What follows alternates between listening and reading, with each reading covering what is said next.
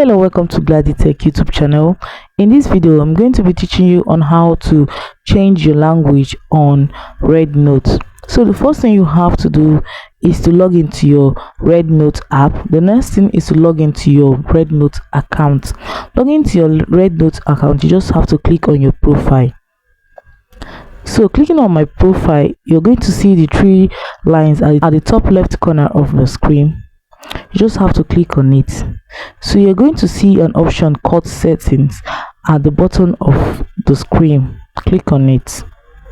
Now you're going to see general settings. Click on it.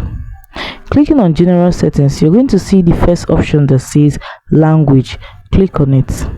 Now you're going to see the three different kind of language I will have here. You just have to click on the particular language you want.